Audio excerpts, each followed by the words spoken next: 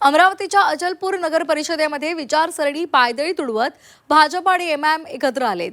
समिती सभापती पदासाठी भाजप एमआयएम सोबत आलेत आणि या युतीनंतर एमआयएम नगरसेवकाला शिक्षण आणि क्रीडा समितीचं सभापती पद मिळाले। अचलपूरमध्ये एमआयएमच्या 3, अजित पवारांच्या राष्ट्रवादीच्या 2 आणि 3 अपक्ष नगरसेवकांचा गट भाजपसोबत गेलाय। या युतीमुळे राज्याच्या राजकारणात चर्चांना उधाण आलंय।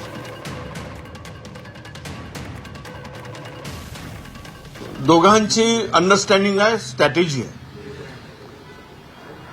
फक्त जेवताना एक व्हेज खातो, दुसरा नॉनव्हेज खातो, पण रात्री भोजन मात्र सोबत करतात आणि दिवस उजाळला, सूर्योदय झाला की मात्र दोघांचे तोंड दोन दिशेनी बरळायला सुरुवात होते। हे महाराष्ट्र बघतोय। त्या एमआयएमला फायनान्सर जो आहे तो कोण आहे हे काही कालांतराने कळेल। त्याला शक्ती देण्याचं काम, बळ देण्याचं काम कोण करते आहे। काँग्रेसला कमकुवत करण्यासाठी या पद्धतीनं जे काही चाललं आहे ते महाराष्ट्रातील जनता ओळखून आहे।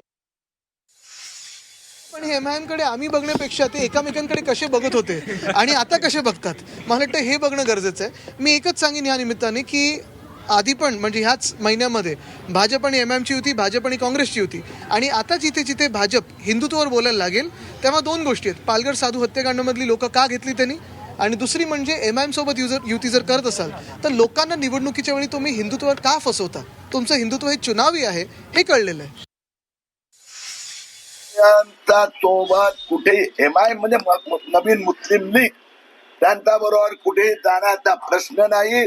जर भाजपचा कुठला कार्यकर्त्यांनी कुठे गोंधळ केला तर त्यांच्यावरही कारवाई होणार।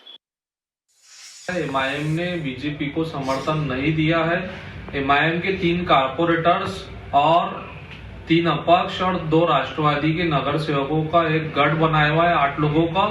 वो गठ की बुनियाद पर नगर परिषद अचलपुर में उनको एक समिति मिली है और कांग्रेस समिति से बाहर होने की वजह से ये उल्टे सीधे एलिगेशन एमआईएम पर लगा रही है, क्योंकि एमआईएम का पूरे महाराष्ट्र में एक बेहतरीन प्रदर्शन हुआ है। इसलिए कांग्रेस हमेशा से एमआईएम को बदनाम करने की कोशिश करती है।